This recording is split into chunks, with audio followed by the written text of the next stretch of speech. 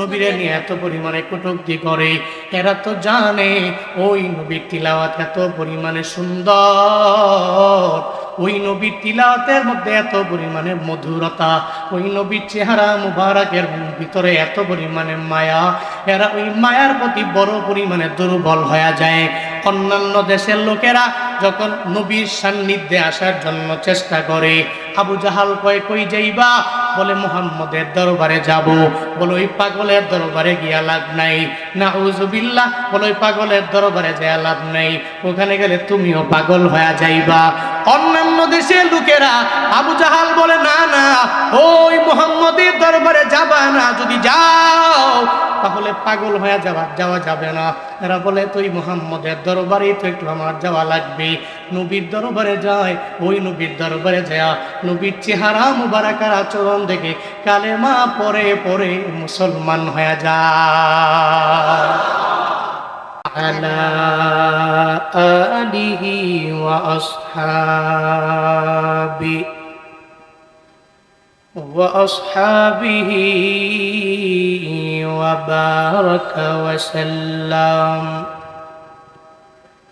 وبارك وسلم تسليما كثيرا الذي أرسله الله تعالى بالحق بشيرا ونذيرا وداعيا إلى الله بإذنه وسراجا منيرا وبعد فأعوذ بالله من الشيطان الرجيم بسم الله الرحمن الرحيم فبما رحمة من الله لنت لهم ولو كنت فظا غليظ القلب لانفضوا من حولك فاعف عنهم واستغفر لهم وشاورهم في الأمر فإذا عزمت فتوكل على الله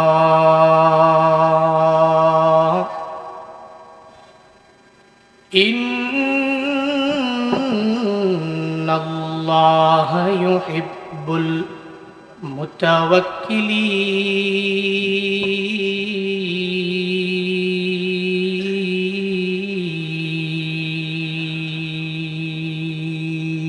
المتوكلين. صدق الله مولانا العظيم وصدق رسوله النبي الكريم ونحن على ذلك لمن الشاهدين والشاكرين والذاكرين والحمد لله رب العالمين.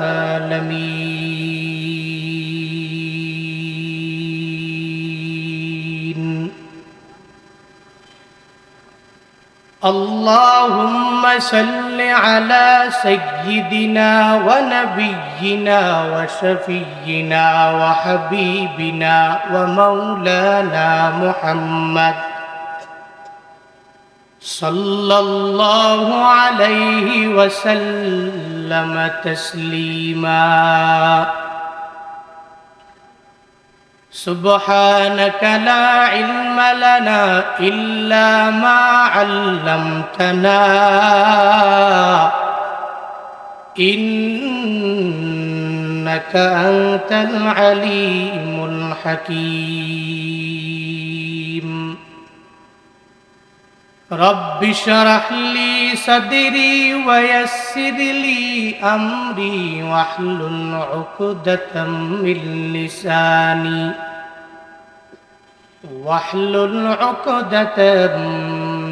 من لساني يفقهوا قولي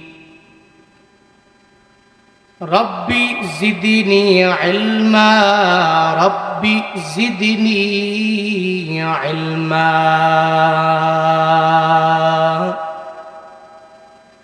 ربي زدني علما ربي يسر ولا تعسر وتمم علينا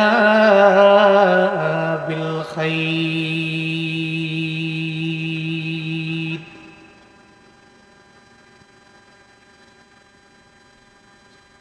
कौनैन का मुख्तार खुदा तुमको बनाया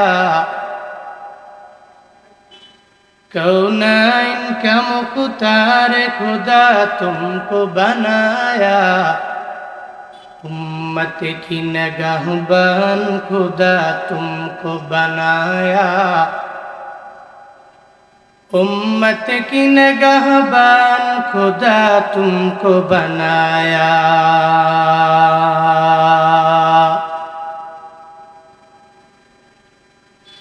या रब मेरे आँखों में समा जाए मदीना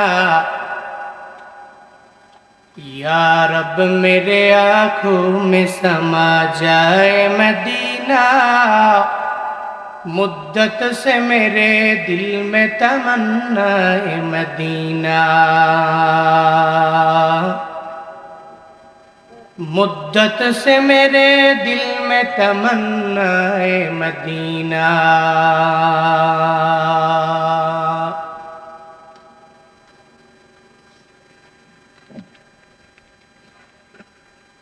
বিশকাগুনি চোখবড়া যুব সংগঠনের উদ্যোগে আয়োজিত চতুর্থ বার্ষিক ওয়াজ ও দোয়ার মাহফিলের আজ 18 সেপ্টেম্বর 2024 মুতাবাররাকে মজলিসের সম্মানিত সভাপতি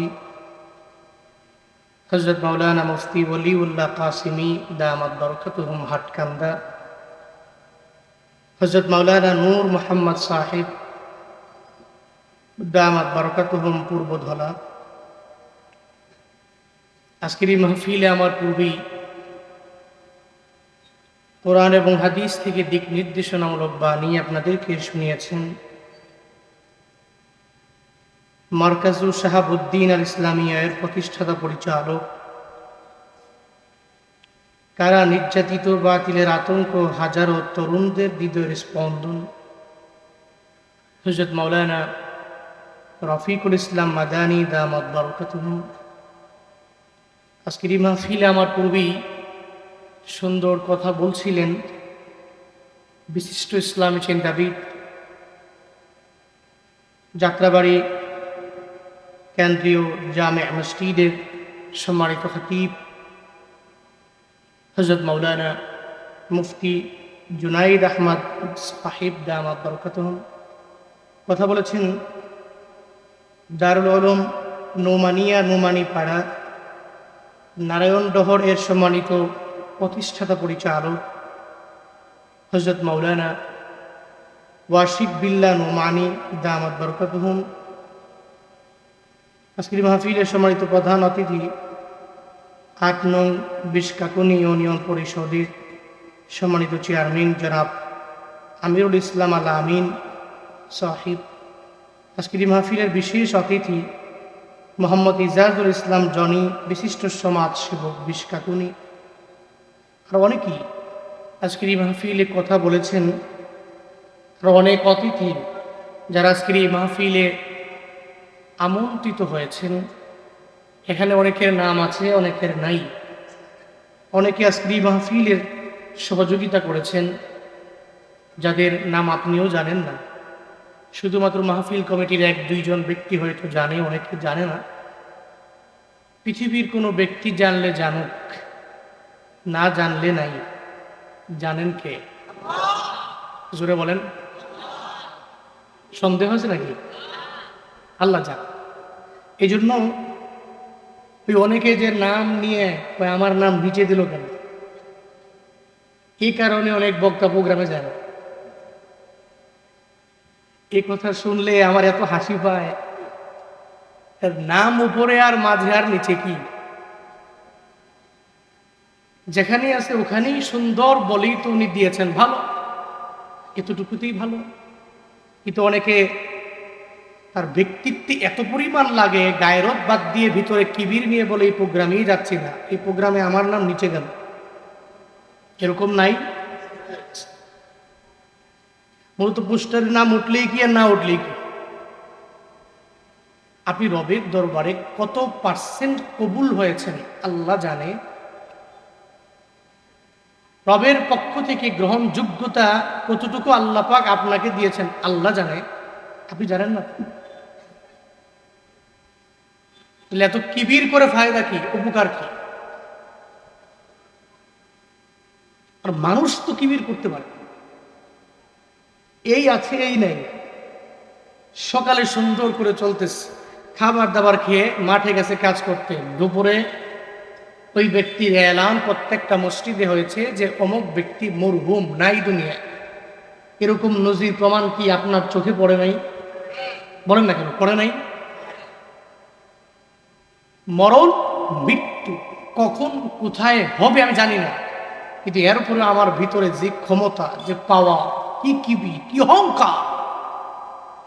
আমার নেতা আছে,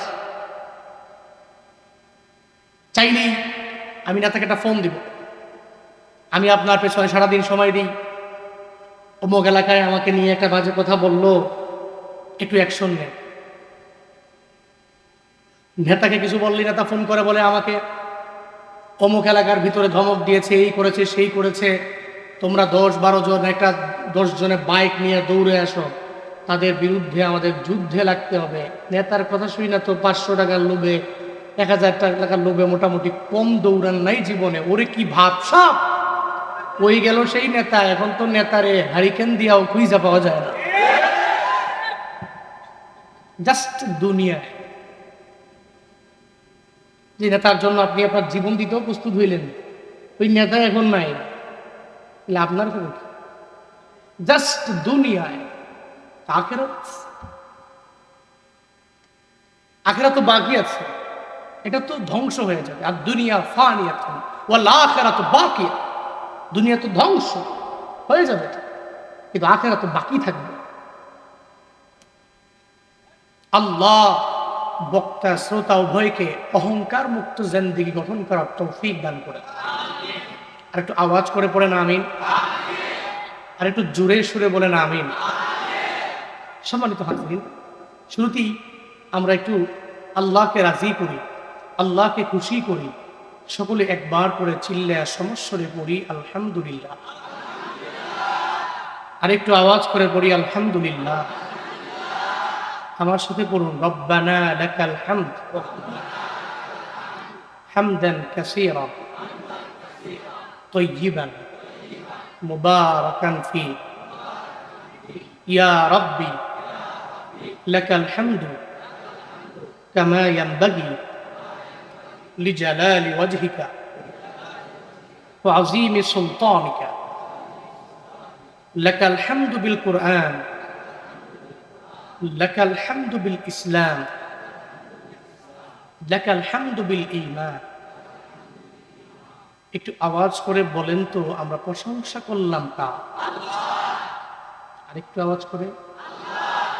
আমাদের প্রশংসা পাওয়ার একমাত্র যোগ্য কে? দুনিয়ার মানুষের প্রশংসা কম করি না, বহুত করি। বক্তাকে খুশি করার জন্য উপস্থাপক অনেক কথা বলে, যে কথার সাথে বাস্তবতার কোনো মিল নেই। এরকম অনেক মাহফিল দেখছেন না? অনেক মাহফিলে বক্তার উপস্থাপক যেই ভাষণ দিল তার বিষয়ে যে লকবগুলো দিল, বাস্তবতা একটাও মিল নাই। দিচ্ছে কেন? দিচ্ছে তাকে খুশি করার জন্য, ওর নামে একটু প্রশংসা করলেও খুশি হয়। দুনিয়ার মানুষের নামে মানুষ প্রশংসা করলে মানুষ খুশি হয়। বান্দা যখন আল্লাহর নামে প্রশংসা করে, আল্লাহ কি খুশি হয় না? বলেন না কেন খুশি হয় না? আপনি গরিব মানুষ, চলতে পারেন না, ঠিক মতো খাইতে পারেন না, তা আপনার তো প্রয়োজন রবের প্রশংসা বেশি করা, বেশি করা। আল্লাহ তো চায় বান্দা বিপদে পড়ে, মুসিবতে পড়ে, যে অবস্থায় থাকুক, আমি রবের একটু প্রশংসা করুক না। তো এরপরে লাইন শাকারতুম লাযীদান্নাকুম ওয়া লাইন কাফারতুম ইন্না আযাবী লাশাদীদ। বান্দা যখন শুকর করবে, আমি তো তারে বাড়ায়া দিব, আজকে দেই নাই তো কালকে দিব, কালকে দেই নাই তো এক সপ্তাহ পরে দিব, এক সপ্তাহ পরে দেই নাই তো তাকে এক মাস পরে দিব, এক মাস পরে দেই নাই তো এক বছর পরে দিব, এক বছরে দেই নাই 2 বছর পরে দিব। কিন্তু বান্দা যদি আমার কাছ থেকে ফিরে যায়, হায় আল্লাহ দে, বাদ দে, আল্লাহকে বাদ দিয়ে মাজারে গিয়ে সেজদা দে, মাজারে চা, বাবার দরবারে গিয়া পরে থাক। ও বাজান, ও বাজান, এই পোলাগুলো পরীক্ষা দিবে, এই পোলাগুলোর পরীক্ষা একটু ইমতেহান মে কামিয়াব করো। এভাবে যদি গিয়ে মাজারে বলেন, আল্লাহ কয় ওয়ালা ইন কাফারতুম ইন্না আযাবী লাশাদীদ, তুই শুকর আদায় না করে কুফরি করেছো, অস্বীকার করেছো, ইন্না আযাবী লাশাদীদ, নিশ্চয়ই আমার আযাব কত কঠিন জানো। লাম তাকিদ লাশাদীদ, এত কঠিন, এত কঠিন যে আযাব সহ্য করার মতো ক্ষমতা কারো নাই। বাদ দেন না, ওটা তো আখিরাত। দুনিয়াতেও যে ব্যক্তি আল্লাহর সাথে নাফরমানি করবে, শুকর আদায় করবে না, আল্লাহর কসম, একবার, 2 বার, 3 বার বড় লোক হইতে পারে, দুনিয়ার সমস্ত জায়গায় শান্তি থাকতে পারে, কিন্তু পরিবারে বিন্দু থেকে বিন্দু মাত্র পরিমাণ শান্তি সুকুন পাবে না। আপনার এলাকায় দেখেন, যে ব্যক্তি অনেক কোটিপতি, টাকাওয়ালা, ওরে বাবা কি বাড়ি গাড়ির মালিক, উপর দিয়ে দেখতেছেন গাড়ি ছাড়া চলে না, উপর দিয়ে দেখতেছেন ওরে বাবা হে কত কিছু করে, এত টাকা পয়সা, জমি জমা কিনা ফাড়াই লিছে সব, কিন্তু ঘরে যায় দেন সুকুন নেই, শান্তি নেই। বউ কথা শুনে না, ছেলে কথা শুনে না, মেয়ে কথা শুনে না। কি লাভ এই সম্পদ দিয়ে? কি লাভ এই টাকা পয়সা দিয়ে, যদি পরিবারের ভিতরে শান্তি খুঁজে না পাওয়া যায়? আল্লাহ আমাদের সব ভাইকে সঠিক বুঝ দান করুন। আরেকটা আওয়াজ করে বলেন না। উপস্থাপক তো বলছেনই, আমি আসলে ক্লান্ত। আজকের এই প্রোগ্রাম ক্যান্সেল হয়ে যেত, কিন্তু আমি ওয়াদাবদ্ধ। আমার লাইফে আমি যতগুলো প্রোগ্রাম করেছি, যত জায়গায় ওয়াদা দিয়েছি, এমন কোনো ব্যক্তি বাংলাদেশে বলতে পারবে না যে আমি দাওয়াত নিয়ে যাইনি। আর যদি কেউ প্রমাণ করতে পারে, তার জীবনেও প্রোগ্রামই করবে। এবার বুঝতে পারছেন, প্রোগ্রাম আমি ওয়াদা দিয়েছি, যাবই, অসুস্থ হইলেও যাব, অসুস্থ বডি নিয়ে বসবো, কিছু কথা বলতে পারলে বলবো, না হয় দোয়া নিয়ে আসবো। বাবা ওসিয়ত করেছেন, আমাকে বলেছেন।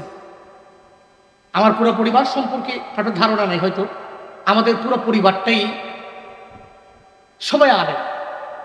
আমার দাদা, আমার চান্দিনা উপজেলার ভিতরে, কুমিল্লা চান্দিনা একটা উপজেলা আছে, ওখানে আমার বাড়ি। ওই চান্দিনা উপজেলার ভিতরে সর্বপ্রথম, ওই সময় তো টাইটেল পাস বলে, টাইটেল পাস যেটাকে বলে, সর্বপ্রথম ওই চান্দিনা উপজেলার ভিতরে 1 নম্বর, প্রথম নম্বরে যে টাইটেল পাস করেছে আমার দাদা ওখানে। এর আগে ছিল না, এর আগে ছিল কারি, ওই কোনো রকম একটু পড়াশোনা করে, একটু কোরআন পড়তে পারে, এতটুকু, এত বড় মৌলবী কে ছিল না। আমার বাবা হচ্ছে আলেম। এরপর আমরা 3 ভাই, 3 ভাই এই লাইনে আলহামদুলিল্লাহ। ছোট একটা বোন আছে, বোনটাকেও মাদ্রাসা এসে পড়ে। তো ওই পরিবার থেকে বের হয়ে বাবা ওয়াদা করেছেন, জীবনে কোনোদিন কোনো ব্যক্তির সাথে ওয়াদা দিয়ে ওয়াদা খিলাফ করবে না। বহুত কষ্ট পাবো, তোমার লাইফ ধ্বংস হতে একটা মানুষের বদদুয়াই কাফি। এই জন্য নিয়ত করেছি, যেখানেই থাকি, যেভাবেই থাকি, তার কাছে ওয়াদা দিলে যাতে খেলাফ না হয়। আল্লাহর কাছ থেকে একটা উসিলা নিয়েই তো জান্নাত আমরা সবাই পাইতে চাই। এটা উসিলা দেয়, যেই আমল আমি আর আপনি করি, যতই চাপা টাপা বাইরে, আমি যা বাইরে, আপনি যা বাইরে, যাই করেন, ওইগুলো চাপা দিয়েই বলা যায়। বাস্তবতা একটু বালিশের সঙ্গে মাথা লাগায় চিন্তা করেন, যে আমলের পুঁজি আমগো এগুলা দিয়ে জান্নাতে যাওয়া সম্ভবপর নয়। কি ভুল বললাম? যে আমলের পুঁজি এ দিয়ে জান্নাতে যাওয়া সম্ভব নয়। তো আল্লাহর কাছ থেকে ওসিলা নিয়ে যাইতে হবে। ওসিলা দিয়ে, ওসিলা দেখায় আল্লাহ একটা ওসিলা মাফ করে দেয়, পার করে দেয়। আল্লাহ আমাদের সব ভাইকে সঠিক বুঝ দান করে। আপনারা রাগ করতেছেন? আপনারা কষ্ট পাচ্ছেন নাকি? চলতেছে আরবি কি মাস?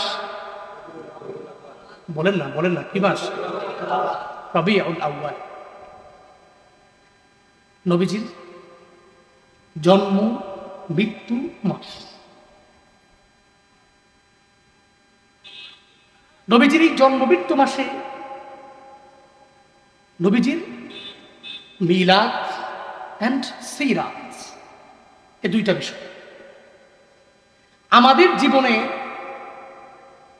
এবং আমাদের এই বাস্তব জীবনে কিছু কিছু মানুষ দেখবেন শুধুমাত্র মিলাদটাকে এত পরিমাণে প্রাধান্য দেয়, সিরাতের বিলকুল কোনো বিন্দু থেকে বিন্দু মাত্র পরিমাণ তার বডির সাথে সে লাগাইতেও পারে না, এভাবে অগ্রগামীও হতে পারে না। কিন্তু বাস্তবতা হলো কি জানেন?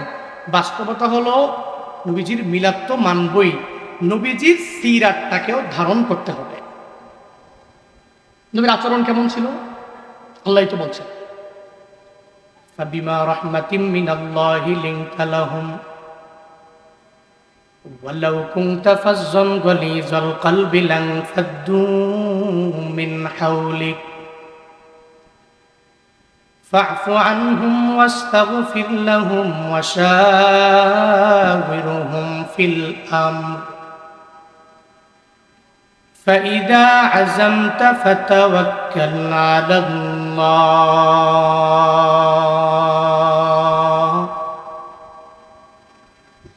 إن الله يحب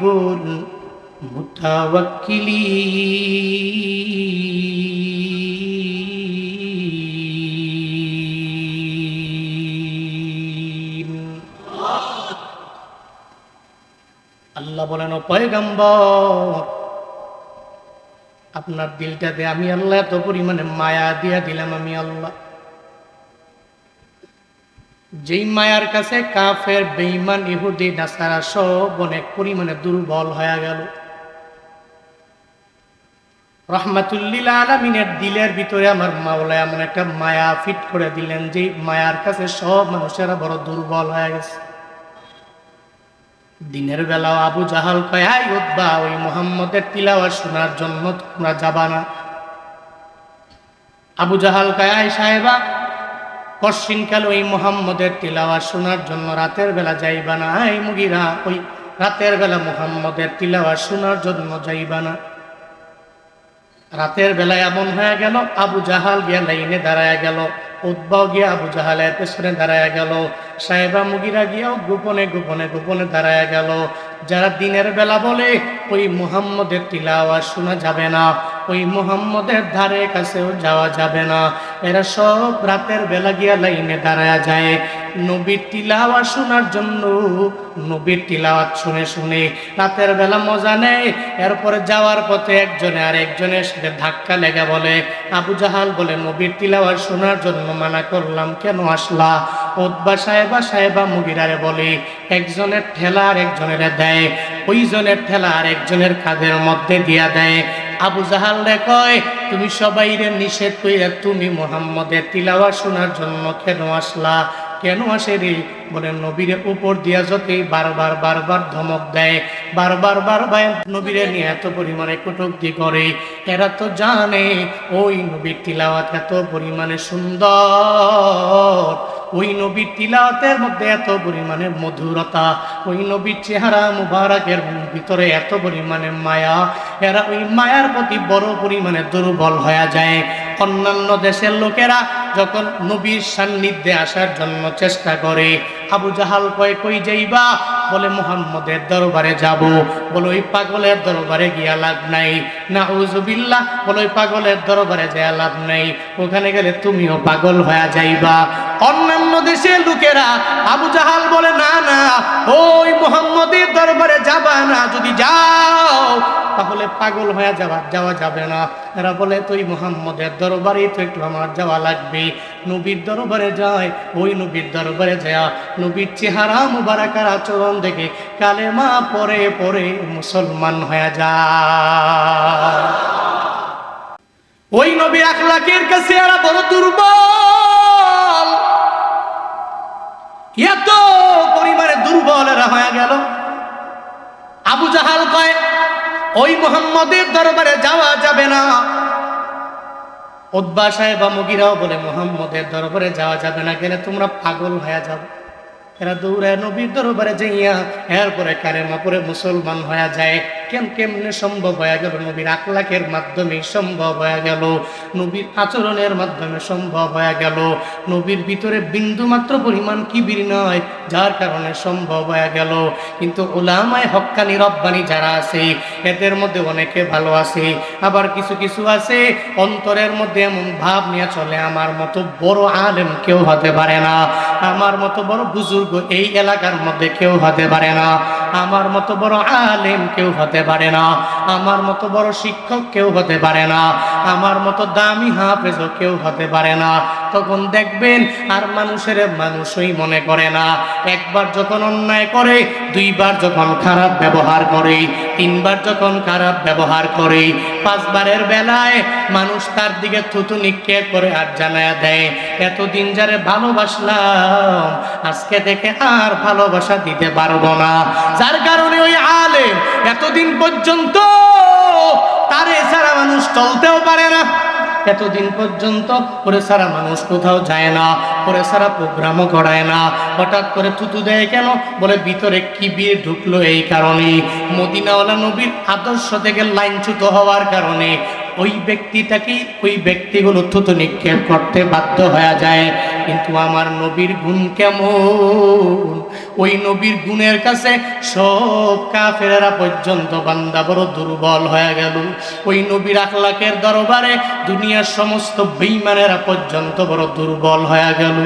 ওই নবীর আখলাক তো এমন পরিমাণে আখলাক, যেই নবীর মায়া কি পরিমাণে জানো? ওই নবীর আখলাকের কাছে কাফির বেঈমানেরাও বড় দুর্বল, এত পরিমাণে দুর্বল হয়ে গেছে। বলে এরা নবীর দরবারে গেছে ধমক দেওয়ার জন্য, নবীরে মারার জন্য। ওই নবীর হাতে কালিমা পড়ে মুসলমান হইয়া বড় দামি হয়ে গেল। যেমন ইসলামের দ্বিতীয় খলিফা হযরতে ওমরে ফারুক আযম রাদিয়াল্লাহু আনহু, যিনি গর্দান আনার জন্য, নবীর গর্দান আনবে আনার জন্য রওয়ানা। নবীর গর্দান নিবে দূরের কথা, বরং নবীর হাতে কালিমা পড়ে এমন দামি মুসলমান হয়ে গেল। দুনিয়াতে জান্নাতের সার্টিফিকেট 10 জন যারা পাইছে এদের মধ্যে হযরতে ওমরে ফারুক আযম 2 নাম্বার। নবী এদের ধমক দেয় নাই, যার কারণে এটা সম্ভব হয়ে গেল। নবীর ভিতরে কিবির নাই, যার কারণে সম্ভব হয়ে গেল। নবীর ভিতরে হিংসা নাই, যার কারণে সম্ভব হয়ে গেল। বান্দারে আজকেও যদি লিডারেরা, নেতারা ওই নবীর আদর্শ যদি বুকের মধ্যে লালন করতে পারত, পশ্চিমকালেও আমি মানুষকে হয়রানি করব না, মানুষ আমার দ্বারা কোনো পেরেশানির মধ্যে পড়বে না, আমার একটা মুসলমান ভাই আমার হাতের মাধ্যমে কোনো কষ্ট পাবে না, আমার কোনো মুসলমান ভাই আমার জবান দ্বারা কষ্ট পাবে না। এই চিন্তা যদি অন্তরের মধ্যে নিয়ে কোনো মুসলমান চলে, তাহলে আরেক মুসলমান ভাই তারে বদদোয়া দিবে না, ওর জন্য মন খুইলা আমার মাওলার দরবারে একটু দোয়া কইরা দিবে। কিন্তু আমার দেশে তো ওই নবীর আদর্শ 16 বছরে জালেমেরা এমন পরিমাণ ভুলাইয়া দিল, একটা নেতাও অন্তরের ভিতরে নবীর প্রতি কোনো প্রেম নাই, কোনো ভালোবাসাও নাই। ওই নবীর আদর্শ থেকে এমন পরিমাণে লাইনচ্যুত হয়ে গেল। ওর জন্য যখন যাও, ওখানেও যাওয়ার পরে কি পরিমাণ হ্যারাসমেন্টের শিকার হওয়া লাগে, একটা পাসপোর্ট বানাইতে গেলেও কি পরিমাণ হ্যারাসমেন্ট হওয়া লাগে, একটা জন্ম নিবন্ধন ঠিক করতে গেলে পাগল পারা হয়ে যাওয়া লাগে। ইউনিয়ন অফিসের মধ্যে যাইতে যাইতে যাইতে যাইতে 2-3 জোড়া জুতাও নষ্ট হয়ে গেল, এরপরেও জন্ম নিবন্ধন ঠিক হয় নাই, এরপরেও পাসপোর্টটাকে ঠিক বানাইতে পারলা না রে বাবা, এরপরেও আইডি কার্ডটাকে ঠিক বানাইতে পারলা না। এর একমাত্র কারণ এদের ভিতরে নবীর আদর্শ নাই। আর নবীর আদর্শ থেকে যারা বিচ্যুত লাইনচ্যুত হয়ে যাবে, এদের পরিস্থিতি কেমন হবে ফেরাউনের দিকে লক্ষ্য করলেই বান্দা বোঝা যায়। এদের পরিস্থিতি কেমন হবে নমরুদের দিকে দেখো, নমরুদের পরিস্থিতি কেমন হয়ে গেল, এদের পরিণতি কেমন হবে আবু জাহালের দিকে তাকাইলেই বান্দা অটোমেটিক খুঁজে পাইবা এদের পরিস্থিতি কেমন হয়ে যাবে। আমগো আগের যে প্রাইম মিনিস্টার ছিল শেখ হাসিনা, ওর দিকে তাকাও, জালেমের পরিণতি নবীর আদর্শ থেকে লাইনচ্যুত হয়ে গেলে কি পরিমাণে হয়ে যায়, এদের দিকে তাকাইলেই বোঝা যায়, ঠিক কিনা? যাওয়ার আগে পুলিশের কথা শুনে না, যেই পুলিশের অফিসারদের বাড়ি গাড়ির কোনো অভাব নাই, এদের বাড়িও করে দিলাম, গাড়িও কইরা দিলাম, এদেরকে প্রমোশনও কইরা দিলাম, সব এদেরকে দিয়া দিলাম, এরপরেও পুলিশও কথা শুনলো না, এরপরে র্যাব কথা শুনে নাই। 3 বাহিনীর প্রধানটা ডাকছে, আয় তোরা যত ছাত্র মারা লাগবে মারো, যত আলেম মারা লাগবে মারো, যত হুজুর মারা লাগবে মারো, যত আমার জনগণ মারা লাগবে মারো, এরপরেও আমার ক্ষমতায় থাকা লাগবে। 3 বাহিনীর প্রধান বলে, না না, সময় তো শেষ হয়ে গেছে, এখন যতই বলবেন আপনার কথা শুনতে পারবো না। শেষ মুহূর্তে এমন হয়ে যায় নিজে একা একা পলাইতেও ইন্ডিয়ায় গিয়েও জায়গা নিতে হয়, বাংলাদেশের কোনো প্রান্তের মধ্যে কেউ জায়গা দেয় না। আবার মানুষ কি পরিমাণে খারাপ মন্তব্য তার নামে করে। আল্লাহ কয়, আমি আল্লাহ বারবার বারবার বারবার বান্দা তোরে দেখি, তবে সার দিই একবার, সার দিই 2 বার, সার দিই 3 বার, তবে আমি আল্লাহ সার দিলাম। আমি আল্লাহর মায়ের দুনিয়ার বাইর ধরি ধরি ধরি না, ধরলে কিন্তু সারি না, ঠিক কিনা? নবীর আদর্শের মালা গলা লাগাইও, তোমার গলার মধ্যে তুমি ঝুলাইও। ওই নবীর আদর্শের মালা যেই বান্দা ঝুলাইবে, ওই বান্দাই তো বড় দামি হয়ে যাবে। এ কারণেই তো নবী নিজের আদর্শ দিয়ে সব বেঈমানদেরকে মুসলমান বানায় ফেললো, মাইরা মুইরা বানায় নাই, বরং আদর্শ দিয়ে আখলাকের মাধ্যমে বানাইলো। নেতারাও যদি ওই আদর্শ লালন করে অগ্রগামী হয়ে যেতে পারে, তো অটোমেটিক তো আদর্শ বাস্তবায়ন করার মাধ্যমেই তো হয়ে যাবে। ও আল্লাহর বান্দারা, বিধর্মীরা আমার নবীর আদর্শ মাইনা এরা বড় দামি হয়ে যায়। এরা সারা বিশ্বকে এত পরিমাণে লিড দেয়, এদের ভিতরে বিন্দু মাত্র পরিমাণ ওয়াদার খেলাফ নাই, এদের ভিতরে বিন্দু মাত্র পরিমাণ আমানতের খেয়ানত নাই। এরা মিথ্যা কি এটা বলতে পারে না, বলতে জানেও না। এদের ভিতরে কোনো বিন্দু মাত্র পরিমাণ চুগলখড়ি নাই। আমার আরেক ভাই কেমনে চলে এটা নিয়ে সে পড়ে থাকে না, বরং নিজেরা কাজ করার জন্য ব্যাকুল হয়ে যায়। এই যে নেপালে গেলাম, ওই নেপালের ভিতরে হিন্দু আর বৌদ্ধ দিয়া ভরা, ওখানে মন্দির দিয়া ভরা, কিন্তু এই যে হিন্দুরা এরপরেও দেখলাম বিন্দু মাত্র পরিমাণ মিথ্যা বলে না। আমরা যে মোবাইল দিয়া গেলাম, এরপরেও মোবাইলগুলো চুরি করলে পারে কিন্তু করে না। ওয়াদা করছে ওই সময় আমি আসব, ওই সময় গাড়ি নিয়ে সামনে দাঁড়ায় থাকে। এগুলা দ্বারা কি বুঝি জানো? মাঝে মাঝে এত পরিমাণে খারাপ লাগে রে বাবা, আমরা মুসলমানদের ভিতরে যে আদর্শগুলো ঢুকাইয়া আদর্শবান হওয়ার কথা, ওই আদর্শ আমরা আমাদের বুকের মধ্যে লালন করতে পারি নাই। বিধর্মীরা আমার মদিনাওয়ালা নবীর আদর্শ মাইনা বড় দাবি হয়ে গেল। এত পরিমাণে কপাল খারাপ, এত পরিমাণে তকদিরটা আমারও খারাপ হয়ে গেল, তোমারও খারাপ হয়ে গেল। তুমি যদি নবীর আদর্শ মাইনা চলতা, তাহলে কশিন কালেও এদেশে দুর্নীতিতে এত পরিমাণে ঠাই পাইত না। তুমি যদি নবীর আদর্শ মানতা, তাহলে আজকে চুগলখড়ি হইতো না, গীবত হইতো না, মিথ্যা হইতো না, আমার দেশটা এত পরিমাণে ধ্বংসে দূষণলে পড়ত না, ঠিক কিনা? নবীর আদর্শের মালা গলা লাগাইলে ওই বান্দা বড় দামি।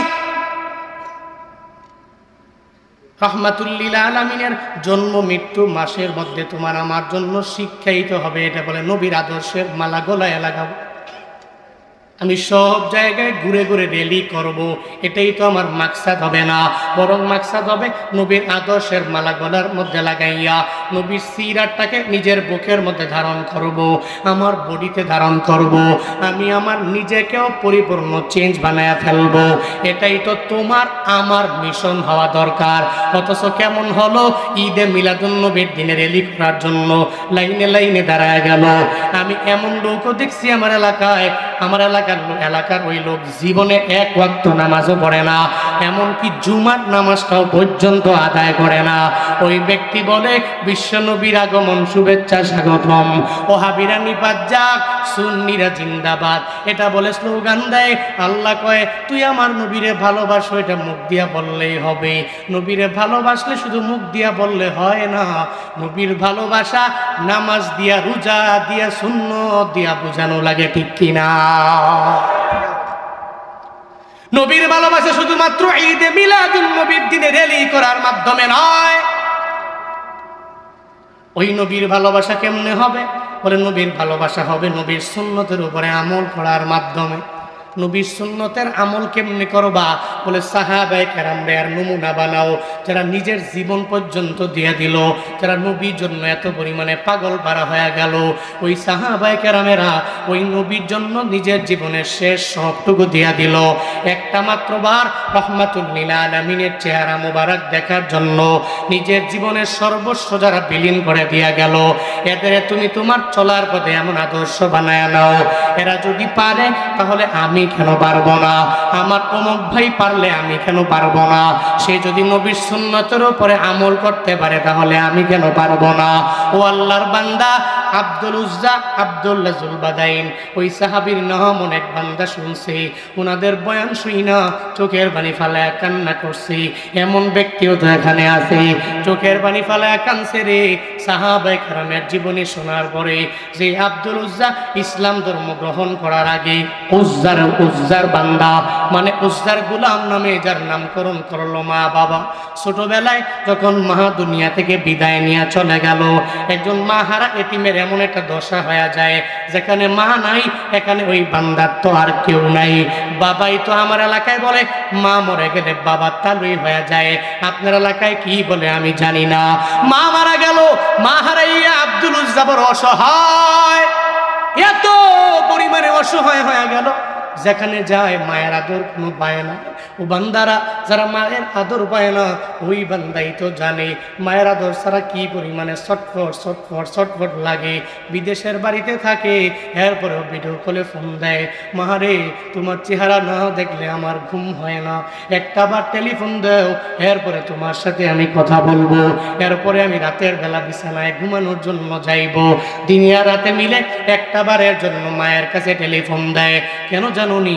কারণ মায়ের জন্য যারা পাগল হয়ে যায় এরাও এত পরিমাণে দামি হয়, এরা মারে ভালোবাসে, আর মাও তার জন্য বারবার দোয়া কইরা দেয়। কিন্তু তার কপাল বড় খারাপ, ওই বান্দার যার দুনিয়াতে মা বিদায় নিয়ে চলে গেল, ও তো মায়ের কদরটা ভালো করেই জানে। মা কেমন, মায়ের ভালোবাসাটা ওই বান্দা বুঝতে পারে। এই যে রমজান মাসে আপনারা এমন কেউ নেই যে রেডিওতে কোরআন তিলাওয়াত শুনেন না। আগে এমন একটা সময় ছিল, রমজানে আসরের নামাজের পরে ইফতারটাকে সামনে লইয়া দেখবেন রেডিওতে কোরআন তিলাওয়াত শুনে, কত সুন্দর করে মায়া নিয়ে তিলাওয়াত করে আপনিও শুনেন, আপনার পরিবারের ছেলেও শুনে, আপনার মেয়ে শুনে, আপনার পরিবারের সমস্ত সদস্যরা মিল্লা শুনে। এরপরে নিজে এগুলা শুই না ইফতারের জন্য রেডি হয়ে যান। এমন হয় কি হয় না? হয়নি নাকি? আপনারা লেখার সিস্টেম নাই? আসরের পর থেকেই রেডিওতে কোরআন তিলাওয়াত লাগায়া ইফতার রেডি। কিন্তু এখন তো আবার আপডেট জামানা, এখন মোবাইল, বড় মোবাইল আসছে, রেডিওর জামানা শেষ, রেডিও লাগে না। নাতিরে বললো, নাতি আমার অ্যান্ড্রয়েড দাও, অ্যান্ড্রয়েডে আমি তিলাওয়াত শুনবো। তোমার হাতের মধ্যে বড় ফোনটা আছে, ওই বড় ফোনটা তুমি আমার হাতে দাও, আমি একটু কোরআন তিলাওয়াত শুনবো। এরপরে দেখবেন মোবাইলটাকে হাতের মধ্যে নিয়ে 8 টিভির কোরআন তিলাওয়াত শুনে, এরপরে নিউজ 24-এর ভিতরে কোরআন তিলাওয়াত শুনে, এরপরে হোলি টিউনের ভিতরে কোরআন তিলাওয়াত শুনে, এরপরে ইফতার করার জন্য যায় রে বাবা। এই যে রমজানে নিউজ 24-এর ভিতরে একটা হাফেজে কোরআন, যেই হাফেজে কোরআন 8 মাসে হাফেজ হয়ে গেল। 8 মাসে হাফেজ হয়ে গেল। আল্লাহু আকবার, বাড়ি যায় একবার। কয় মাসে হাফেজ? 1 বছরে 8 মাসে 30 পারা কোরআনের হাফেজ। সুবহানাল্লাহ পড়বেন না? হে মিয়া, আপনারা যদি কই যে 1 পৃষ্ঠা মুখস্থ করেন 2 মাস লাগে, এরপরে এমন কিছু ব্যক্তি আছে 2 মাস লাগেও পারবেন। ঠিক কি ঠিক না? হ্যাঁ, 8 মাসে 30 পারা কোরআন মুখস্থ হয়ে গেছে। নিউজ 24 এর ওই নিউজের ভিতরে রমজানের ভিতরে অনেকেই ভিডিও দিকে চোখের পানি ফেলায় কান্না করেছে।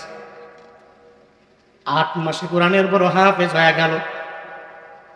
উপস্থাপকেরা যখন তার কোরআন তিলাওয়াত শুনলো, এরপরে চোখের পানি ধরে রাখতে পারে নাই, চোখের পানি ফেলায় আর তাকে জানায়া দেয়, হাফেজে কোরআন রে, তুমি এত পরিমাণে দামি, 8 মাসে তুমি কোরআনটারে তোমার সিনার মধ্যে ঢুকাইলা। হাফেজে রে, তুমি তো তোমার কোরআন সিনায় ঢুকাইলা, কিন্তু তোমার দুনিয়াতে তুমি ভাগ্যবান হয়ে গেলা, কিন্তু কপালটা তো খারাপ তোমার। তুমি ছোট মানুষ, তোমার বাবাটাও দৃষ্টি প্রতিবন্ধী, তোমার তো মাটাও দুনিয়ার মধ্যে বেঁচে নাই।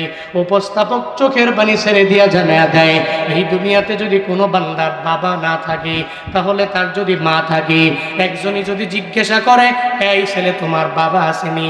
বলে না না, আমার বাবা নাই। এবার স্বাচ্ছন্দ্য হয়ে সুন্দর করে বলেও দিতে পারে। কিন্তু একটা মা হারা সন্তানের গিয়া যদি বলে, ও সন্তান রে, এই দুনিয়াতে তোমার মা দুনিয়ায় বেঁচে আছে নাকি, ওই সন্তান বলতে পারে না আমার মা দুনিয়ায় নাই, আমার মা দুনিয়া থেকে বিদায় নিয়ে চলে গেছে। এটা কশ্চিনকালেও সন্তান বলতে পারে না, সন্তানের জবান দিয়েও বের করে দিতে পারে না। কারণ একটা সন্তানের ভিতরে ওই মায়ের এত প্রেম, এত পরিমাণে ভালোবাসা আল্লাহ পাক ওই সন্তানের ভিতরে ঢুকে দিছে রে। ওই সন্তান বলতে পারে না, ভাই রে আমার মা দুনিয়ায় নাই, বাবা নাই। এটা সুন্দর করে বলে দিতে পারে, আমার ভাই বাবা নাই, কিন্তু মা নাই, এটা জবান দিয়া বলতে পারে না। ছোট্ট মানুষ 8 মাসে কোরআনের বড় হাফেজ হয়ে গেল, পুরো দামি হয়ে গেল, কিন্তু মায়ের আদর পায় না, বাড়িতে গিয়েও মায়ের চেহারা দেখতে পায় না। ওই ছোট্ট মানুষটা জানে তার মা হারাইয়া কি পরিমাণে বড় অসহায় হয়ে গেল। আজকে যুবকেরা, তোমরা এত পরিমাণে বড় হইলা, তোমার মায়ের আদর নিয়ে নিয়ে বড় হইলা, হঠাৎ করে বিয়া করার পরে কেন যেন তোমার ভিতরে চেঞ্জিং চলে আসলো। আগে মায়েরে ভালো লাগতো, এখন মায়েরে ভালো লাগে না। আগে বাবারেও বড় পছন্দ করতা, এখন বাবারেও ভালো লাগে না। আগে মা বাবার আদর ছাড়া তুমি চলতে পারতা না, মা বাবারে কথায় কথায় কথায় কথায় মা বইলা ডাকতা, কেমন জানি হয়ে গেল তোমার। এখন তুমি মারে মা বলেও ডাক দাও না। মাঝে মাঝে এমন বাবা আছে, টেলিফোন কইরা চোখের পানি ফালায়া ফালায়া কান্না করে, হুজুর আমার, আমি মা বাবার বয়ান শোনার পরে আপনার চোখের পানি ধরে রাখতে পারি নাই রে হুজুর, কিন্তু কপাল বড় খারাপ, আমার ছেলেটা 1 বছর হয়ে গেল আমারে বাবা বলে ডাক দেয় না। কি পরিমাণে কপাল তোমার পড়ে গেল, তোমার বাবারে তুমি বাবা বলে ডাক দাও না। ও যুবক, কপাল তোমার কি পরিমাণে পুড়ে গেল, তুমি তোমার মায়ের মা বলে ডাক দিতে পারো না রে বাপ। কেমন তোমার হয়ে গেল, অথচ মা তোমার নিয়ে এত কষ্ট কম করো নাই। একটু যদি ভাবতা, তোমার মা বাবার মাধ্যমে তুমি দুনিয়ার জমিনে আসতে পারলা, আসমান দেখতে পারলা, জমিন দেখতে পারলা। তোমার মা বাবার মাধ্যমে দুনিয়াতে এমন কোনো নিয়ামত নাই যেই নিয়ামত তুমি ভোগ করতে পারলা না, বরং সব মা বাবার মাধ্যমে সম্ভব হয়ে গেল। এজন্য এখন আমি বারবার বারবার বিভিন্ন এলাকায় গেলে আবদার জানাই, দুনিয়ার সব একদিকে থাকবে, তোমার মা বাবা একদিকে থাকবে। পশ্চিমকালেও কারো কথা শোনার পরে মা বাবার সাথে অন্যায় আচরণ করা যাবে না। করা যাবে? অন্যায় আচরণ করা যাবে? আর আব্বা আম্মার সাথে অন্যায় আচরণ যদি করো, 1 বার করছো, 2 বার করছো, 3 বার করছো, মায়ে তো তোমার বদদোয়া দেয় নাই। বদদোয়া তো মুখ দিয়ে জবান দিয়ে বলা লাগে না, তো অটোমেটিক লেগে যায়, অটোমেটিক লেগে যায়। তো মা বাবার থেকে বদদোয়া নেওয়া যাবে, একটু চিন্তা করবেন। যদি কেউ মা বাবার বিরুদ্ধে বলে, আপনি বলবেন, শোনো, আমার মা আমার জন্য যে কষ্ট করছে তুমি করছো, তুমি তোমার জায়গায় থাকো, মা মায়ের জায়গায় থাকবে, সে দামি। জীবনের মূল কষ্ট মায়ের, প্রসব বেদনা, সাত আসমান সাত জমিন তখন মায়েরই মাথায়। জীবনের মূল কষ্ট মায়ের, প্রসব বেদনা, সাত আসমান সাত জমিন তখন মায়েরই মাথায়। এমন মা কি কেমনে আজি, এমন মা কি কেমনে আজি যাব আমি ভুলিয়া। ও আমার প্রাণের মা, মা গো মা, কোথায় গেলে মোরে ছাড়িয়া। জনম দুঃখী এতিম আমি, চায় না কেহ ফিরিয়া। জনম দুঃখী এতিম আমি, চায় না কেহ ফিরিয়া। আমি যখন ছিলাম আমার মায়েরই উদরে, চলাফেরা করতেন যে মায় কত কষ্ট করে। আমার সুন্দর মুখ দেখে মায়ের, আমার সুন্দর মুখ দেখে মায়ের ব্যথা যায় যে ভুলিয়া। ও আমার প্রাণের মা, মা গো মা, কোথায় গেলে মোরে ছাড়িয়া। জনম দুঃখী এতিম আমি, চায় না কেহ ফিরিয়া। জনম দুঃখী এতিম আমি, চায় না কেহ ফিরিয়া। জনম দুঃখী এতিম আমি, চায় না কেহ ফিরিয়া। মারহাবা বলেন না, জুড়ে বলেন না মাশাআল্লাহ। মা এত পরিমাণে কষ্ট আমার আপনার জন্য করছে, একটু ভাবলে চিন্তা ভাবনা করলে আপনার খারাপ ব্যবহার আপনি করতে পারেন। আব্দুল উজ্জা ছোটবেলায় মা যখন বিদায় নিয়ে চলে গেল, বড় এতিম হয়ে গেল। যেখানেই যায় মায়ের আদর পায় না, বড় দুর্বল হয়ে গেল। বাবা অন্যত্র বিয়ে করার পরে আরেকটা মা ঘরের মধ্যে আসলো। মনে রাখবেন রে বাবা, আপন মা তো আপন মা, সৎ মা তো সৎ মা।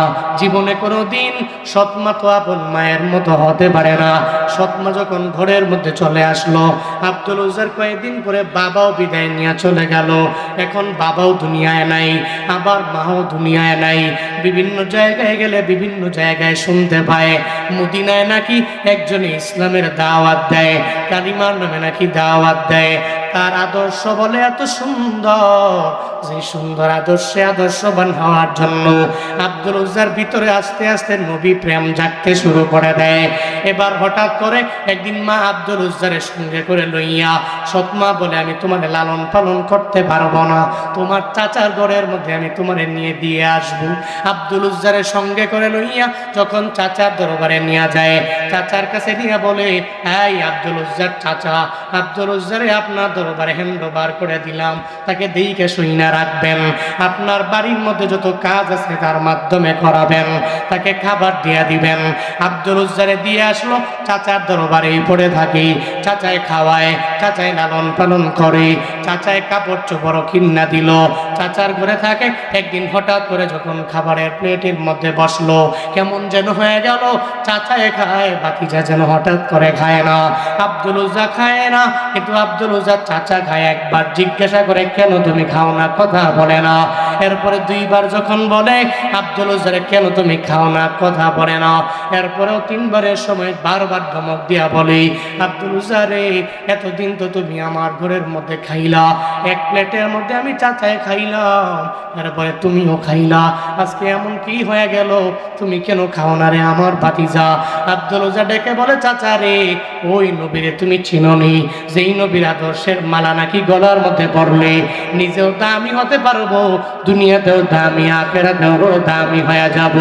ওই মদিনায় নাকি একজন পয়গম্বর আছে, ওই পয়গম্বরে তুমি চিনোনি রে চাচা?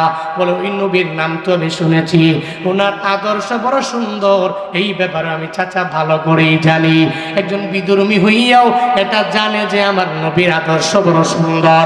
ও উলামায়ে কেরামেরা, ও আলেমদের লিডারেরা, এই জন্যই তো আমি আবদার করি বারবার, আপনার আদর্শ আমার মদিনাওয়ালা নবীর আদর্শের মতো হয়ে যাবে। একজন বিধর্মীও যাতে করে আপনার সাথে কথা বলে মজা পায়, আপনার সাথে কথা বলে নিজের অন্তরের মধ্যে সুকুন চলে আসে, আপনার জবান দ্বারা যাতে বিন্দু মাত্র পরিমাণ কষ্ট না পায়, আপনার কথার দ্বারা, আপনার হাতের দ্বারা যাতে অন্য ভাই কষ্ট না পায়, এমন একটা আদর্শ নিয়ে নিজের আদর্শবান বানাইতে হবে। আব্দুল উজ্জা ডেকে বলে, ও চাচা আমার, ওই নবীর ব্যাপারে আপনার ধারণা কি একটু বলেন না? বলে, মুহাম্মদ তো ভালোই কথা বলে, মুহাম্মদ ভালো আদর্শবান মানুষ, তবে চাচা আপনি একটু কালিমা পড়ে মুসলমান হয়ে যান, সঙ্গে সঙ্গে আমিও আপনার সাথে কালিমা পড়ে মুসলমান হয়ে যাব। ওই নবীর ছায়া তলে আমরা দুইজনে পুরাটা জীবন আমরা কাটায়া দিতে চাই।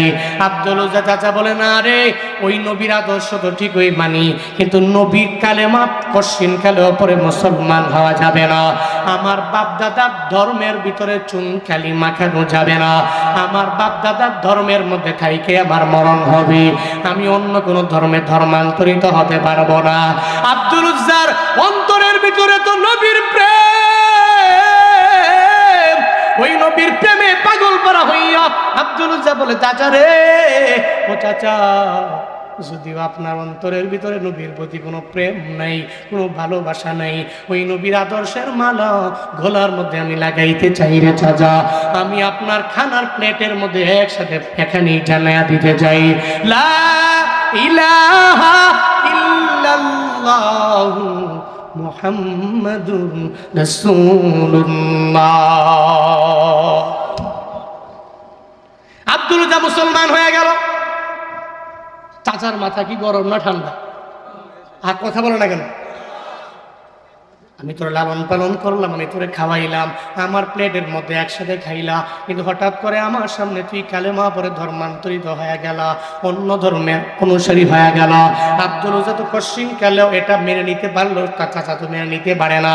চাচা সঙ্গে সঙ্গে বলে, এই কালেমা স্যার, না হয় আমার বাড়িটাকে ছাইরা দে। আব্দুল উজ্জা কয়, বাড়ি ছাড়তে পারি, সব ছেড়ে দিতে পারি, কিন্তু মদিনাওয়ালা নবী আমি ছাড়তে পারি না।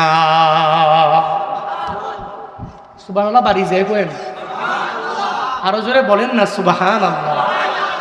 সব ছাড়তে পারি, নবী ছাড়তে পারি, এই আশিক রাসূল হে। এক বছর পরে পরে একবার পুরো এলাকা গ্রাম দৌড়াইয়া বিশ্ব নবীর আগমন শুভেচ্ছা স্বাগতম লাফাইলেন। পুরা বছরে নাই নামাজ, নাই রোজা, নাই আমল, হক্কানি উলামায়ে কেরাম বিরোধিতা করে নবীর মিলাদুন নবীর নয়, বিরোধিতা করে আপনার মতো ব্যক্তি নামাজ নাই, রোজা নাই, সারা দিন অন্যায় অশ্লীল কাজ, বেহায়াপনা কাজের ভিতরে আপনি থাকেন, আর এক বছর পরে হঠাৎ করে নবী প্রেম ভিতরের ভিতরে জাগে। আপনাকে উলামায়ে কেরাম বিরোধিতা করে, আপনার বিরুদ্ধে কথা বলে। উলামায়ে কেরাম নবীর মিলাদুন নবীর বিরোধিতা করে না, সিরাতুন নবীর বিরোধিতা করে না, বিরোধিতা করে তো তার যে ব্যক্তি মিলাদের নামে র্যালি করে আর ভণ্ডামি করে, ঠিক কিনা? বুঝলি তো আশিক রাসূল সব ছাড়তে পারি, নবীরে ছাড়তে পারবো? সব ছাড়তে পারি, নবীকে ছাড়তে পারবো?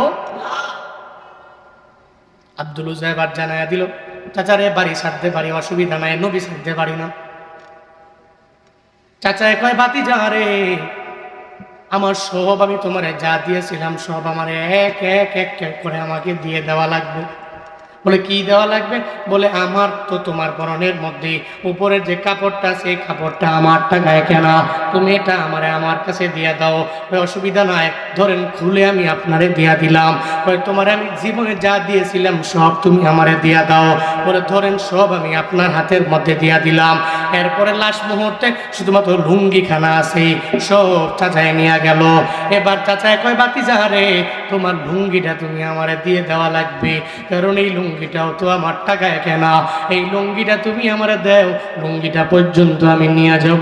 আব্দুল উজ্জা চোখের পানি ফালাইয়া আল্লাহর দরবারে একটা চিৎকার দিয়া বলে, ও মালিক, এই দুনিয়াতে আমি বড় এতিম হয়ে গেছি, আমি বড় অসহায় হয়ে গেছি, আমার মাও নাই, আমার বাবাও নাই, আমার পরিবারের কেউ নেই।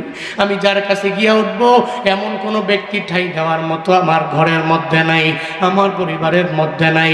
চাচার ঘরের মধ্যে লালিত পালিত হইলাম, কিন্তু মুসলমান হয়ে যাওয়ার কারণে চাচা আমারে বলে, আমার লুঙ্গিটা পর্যন্ত আমি চাচার হাতের মধ্যে দেওয়ার জন্য, আল্লাহ গো আমি লুঙ্গি দিয়ে দিব, এরপরেও কালেমাকে ছাড়তে পারি না, এরপরেও আমি আমার মোহাম্মদ নবীরে বলতে পারি না, আমি আমার নবীর দরবার ছাড়া অন্য কোনো দরবারে যাইতে পারবো না।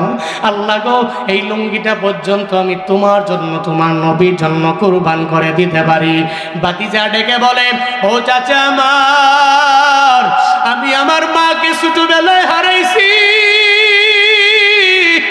আমি আমার বাবারও হারাইছি, আমি আমার মা বাবা হারাইয়া এই দুনিয়াতে বড় এতিম হয়ে গেলাম রে চাচা আমার, আমার লুঙ্গিটাও কি আপনার নেওয়া লাগবে? বলে হ্যাঁ রে, লুঙ্গিটাও পর্যন্ত তুই আমারে দেওয়া লাগবে, হয় ইমান ছেড়ে দে, ওই নবীরে ভুলে যা, আর না হয় আমার লুঙ্গি তুই আমারে দিয়ে দে।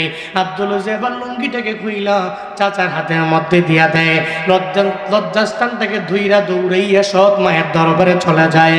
দরজার সামনে দাঁড়াইয়া একবার ডাক দেয় আর জানা দেয় মা রে, দুইবার ডাক দেয় মা রে, তিনবার ডাক দেয় মা, দরওয়াজাটা খুলো, তোমার সন্তান দরওয়াজার সামনে দাঁড়ায় আছে। মা দরজাটা খুইলা দেখে আব্দুল উজ্জার পুরা বডিটা উলঙ্গ দেখা যায়, একটা ইয়াং মানুষ, যুবক মানুষের পুরা বডিটাই উলঙ্গ। কেন রে আব্দুল উজ্জা, এই অবস্থা তোর কে করলো? তুই আমি মায়ের জানায়া দাও। আব্দুল উজ্জা ডেকে বলে, ও মা, আমি গরিব, বড় এতিম, আমি বড় অসহায়, আমার মতো অসহায় এই দুনিয়াতে কেউ নাই রে মা। আমি চাচার ঘরে তো লালন পালিত পালিত হয়ে গেলাম গো মা, ওখানে যাওয়ার পরে আমি চাচার সামনে কালেমা পরে পরে আমি মুসলমান হয়ে যাওয়ার কারণে আমার চাচা আমার পরনের লুঙ্গিটা পর্যন্ত খুলে নিয়ে গেল। আমার জীবনে আর কিচ্ছু আমার চাচা আমারে দিল না, কিচ্ছু আমার জন্য বাকিও রাখলো না, সব আমার কাছ থেকে এক এক এক করে আমার কাছ থেকে নিয়ে গেল। আমি কালেমা পরে নবীর প্রেমে পাগল হইয়া মুসলমান হইলাম কেন? এই কারণে সব আমার কাছ থেকে নিয়ে গেল। এবার মারে কয়, মারে আমার তো আপন মা দুনিয়ায় নাই, আপন মা যদি থাকতো রে আমার এত একটা কম্বল আমারে দিয়া দিত, আমার নবীর দরবারে যাইতাম, কিন্তু এখন তো আপনি মা আছেন, একটা কম্বল আমারে দিবেননি, যেই কম্বলটা পইরা আমি আমার লজ্জাস্থান ঢাইকা নবীর দরবারে আমি চলে যাব, আপনাদের কাছে আর আসবো না। আমার নবীর দরবারে গেলে আমার নবী ফিরাইয়া দেয় না, কারণ নবীর দিলটা তো মায়ায় ভরা, আমার নবীর আদর্শের ভিতরে তো মায়ার শেষ নাই রে বাবা, ওই নবীর মনটাই তো পরিপূর্ণ, দিলটাই তো মায়া দ্বারা ভরা।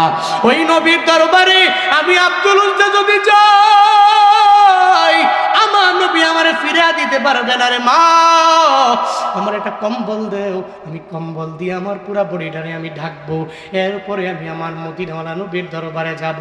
ওই ঘরে কিছু নয়, এটা কম্বল দেখি আছে কিনা, ভিতর থেকে একটা কম্বল নেই না। যখন আব্দুল উজ্জা হাতের মধ্যে দিয়া দিল, কোনোরকম লজ্জাস্থান ঢাইকা আব্দুল উজ্জা বলে, মা রে বিদায় দাও, এই দুনিয়াতে আর দেখা হবে না, বিদায় দাও রে, আমি আমার মদিনাওয়ালা নবীর দরবারে যাব। মা রে, যদি কালেমা পড়ে মুসলমান হয়ে যেতে পারো, হাসরের ময়দানে তোমার সাথে জান্নাতে দেখা হয়ে যাবে। আমার চাচায় মুসলমান হইলে হাসরের ময়দানে জান্নাতে দেখা হবে, না হয় দুনিয়ায় দেখা হবে না, আখিরাতে আর দেখা হবে না। চিন্তা করিও না, আমি চললাম মদিনাওয়ালা নবীর দরবারের পথে। ওই নবীর দরবারে আমি যাব, ওই নবীর সামনে যাইয়া আমি আমার নিজের জীবনের সব কিছু তুলে ধরব। আমার নবী আমারে ফিরে দিতে পারবে না, কারণ নবীর চরিত্র তো এমন, নবীর আদর্শ তো এমন, নবীর দিলটা তো অনেক পরিমাণে মায়া দ্বারা ভরা। আমার নবী আমারে ফিরে দিবে না। সঙ্গে সঙ্গে মায়ের কাছ থেকে বিদায় লইয়া ওই সব মানুষের কাছ থেকে বিদায় নিয়ে রওনা হয়ে যায় দুনিয়ার কোনো মানুষের দরবারে না, একজনের দরবারে।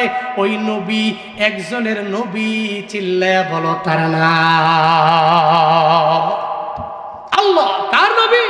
আল্লাহর নবী। দুনিয়ার কোনো ব্যক্তির কাছে যায় না, আল্লাহর নবীর দরবারে যাওয়ার জন্য রওনা। সুবহানাল্লাহ পড়েন না।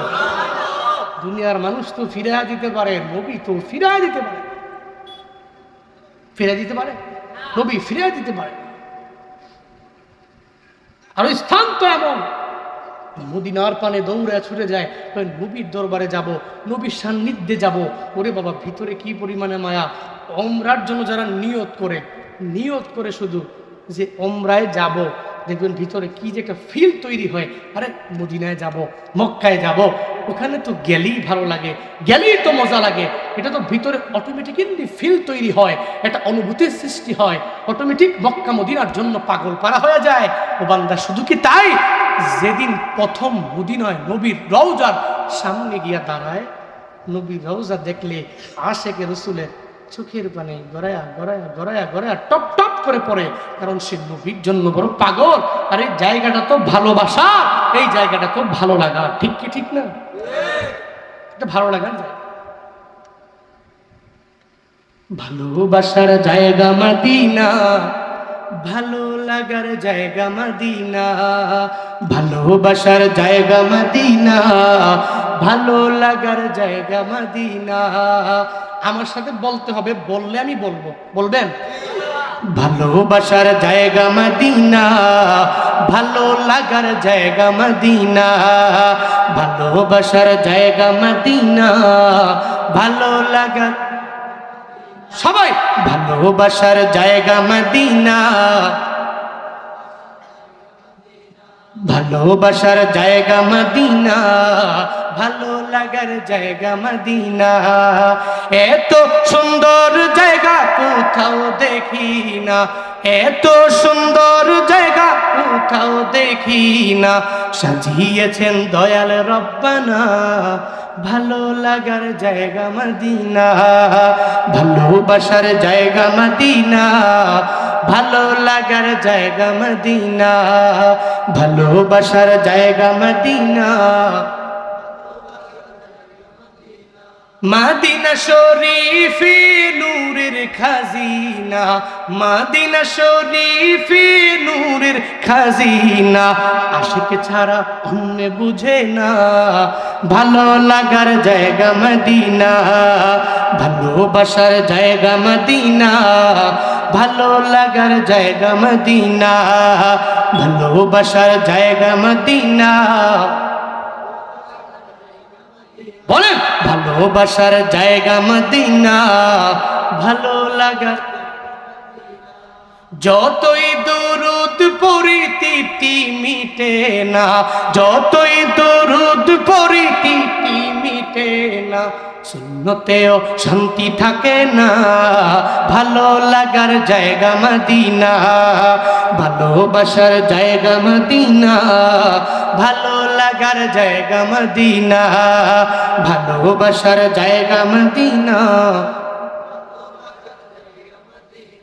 একদিন কবর যাব, কেউ তো যাবে না, একদিন কবর যাব, কেউ তো যাবে না, সঙ্গী হবে শাহে মদিনা, ভালো লাগার জায়গা মদিনা, ভালোবাসার জায়গা মদিনা, ভালো লাগার, সবাই ভালোবাসার জায়গা মদিনা, ভালো লাগার। আমার জীবনে অনেক বেশি গুনাহ, আমার জীবনে, আমার জীবনে অনেক বেশি গুনাহ, তাই হাবিবের কদম ছাড়বো না।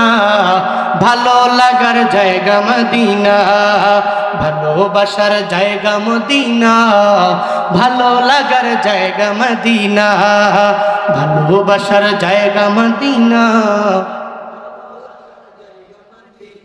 হে ভালোবাসার জায়গা মদিনা, ভালো লাগার, ভালোবাসার জায়গা মদিনা, ভালো লাগার জায়গা মদিনা। পড়েন না মারহাবা, আরো জোরে মারহাবা। এত ভালো লাগার জায়গা, এত ভালোবাসার জায়গা, ওইদিকে কেউ যদি রওনা করে করবেই তো করবেই। একবার গেছে কয় মন ভরে না, দুইবার গেছে কয় মন ভরে না, তিনবার গেছে কয় মন ভরে না, চারবার গেছে তো মন ভরে না।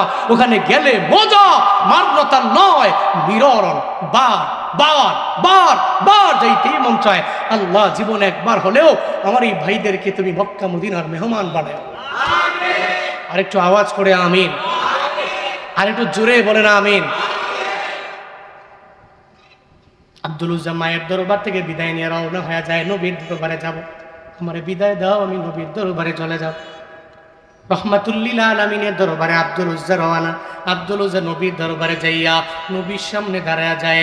ওই যে মসজিদে নববীর দরজার সামনে দাঁড়াইয়া একটু কি মারে। রহমাতুল্লিল আলামিন ডেকে বলে, সাহাবায়ে কেরামুনিকে ওরে ডাকো, আমার সামনে আনো।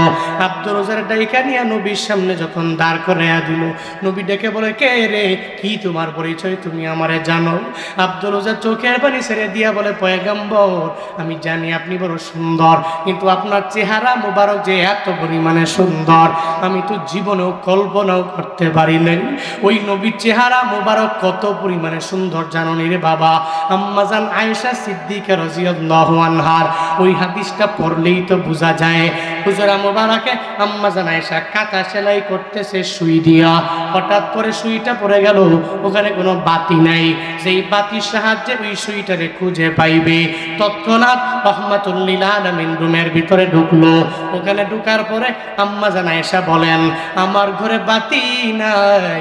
আমার নবী যখন আমার ঘরের মধ্যে ঢুকলো, নবীর চেহারা মুবারকের আলোতে আমার ঘরটা এত পরিমাণে আলোকিত হয়ে গেল, আমি আমার সুইটার এতক্ষণ খুঁজে পাই নাই।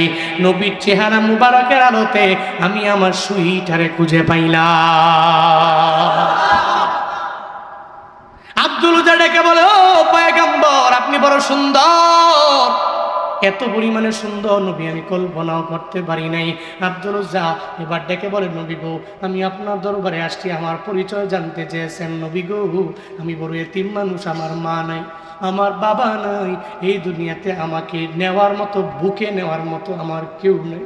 আমারে বুকে কেউ নেয় না, আমারে কেউ ডাকও দেয় না, কারোর কাছে আমারে নেয় না।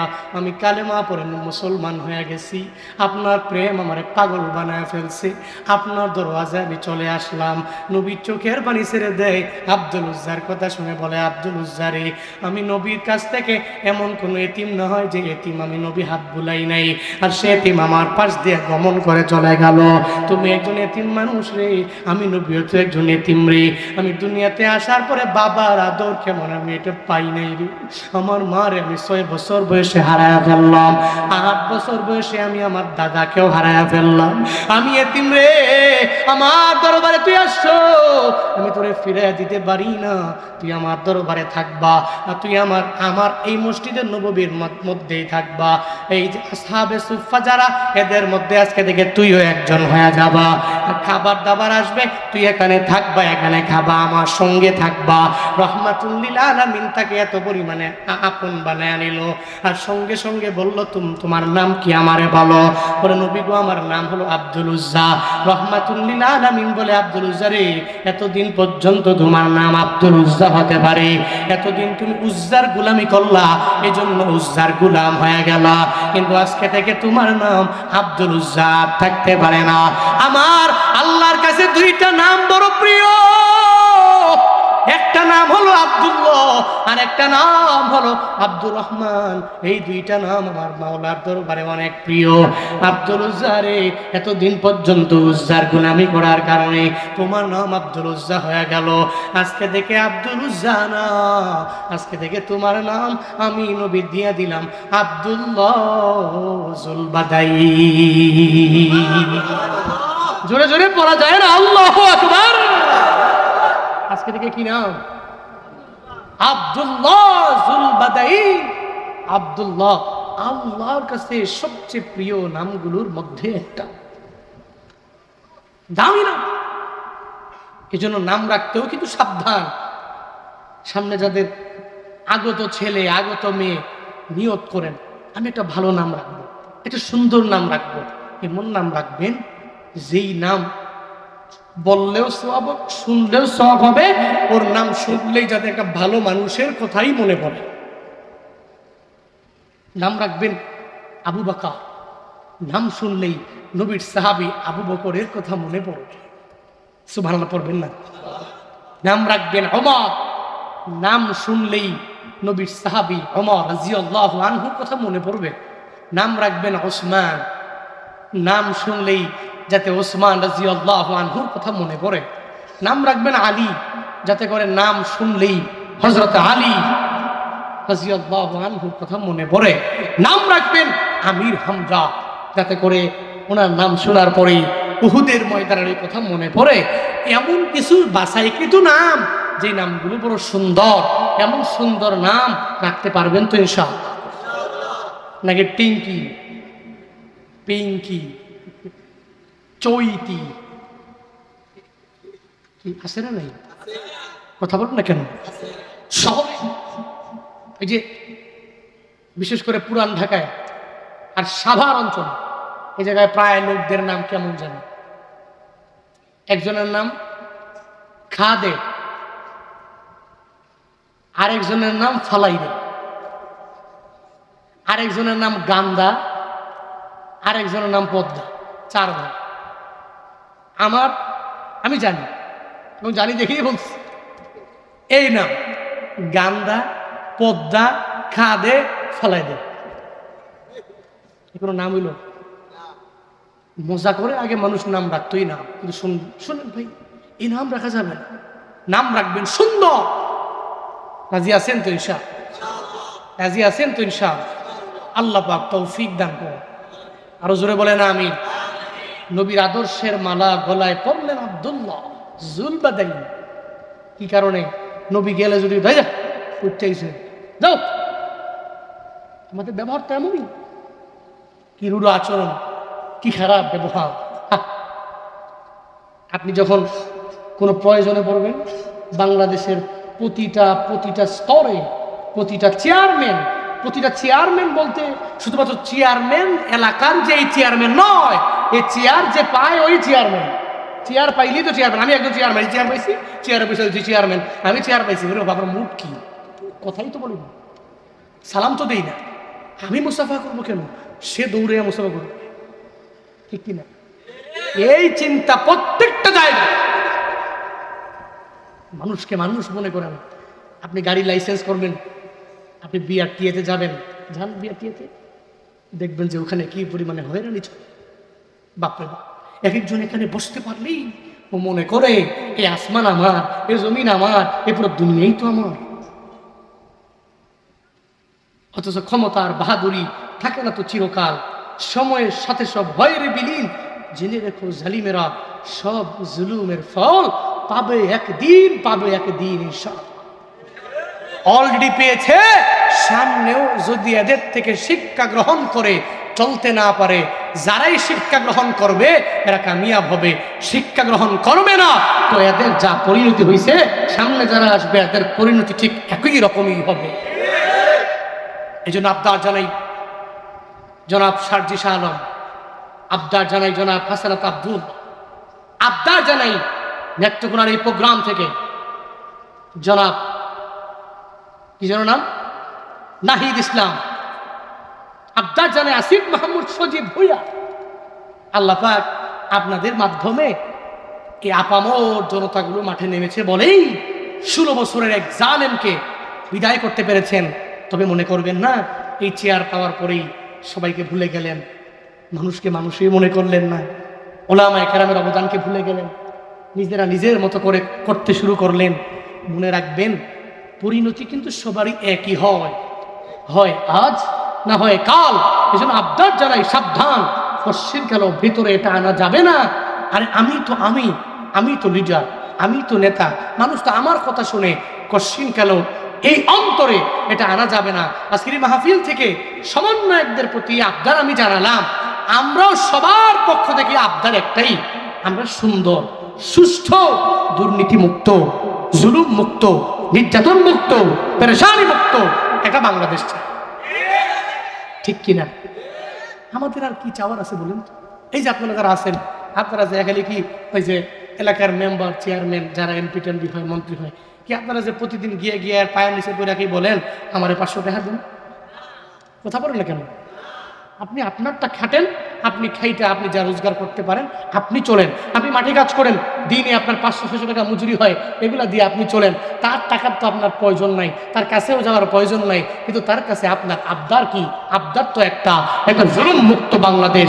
আবদার তো একটা, তাতে করে 500 টাকা 1000 টাকা নিয়ে বাজারে গেলেই সুন্দর করে একটু বাজার করে আনা যায়। তবে সাধ্যের ভিতরে থাকে, কামাই করি 500 টাকার বাজার দিয়ে আমার যদি 2 দিন 1 দিন নাই চলে, তাহলে খাইবই কি, থাকবই কি, ইন ফিউচারে কেমনে চলবো, এই চিন্তাই তো আপনার ভিতরে।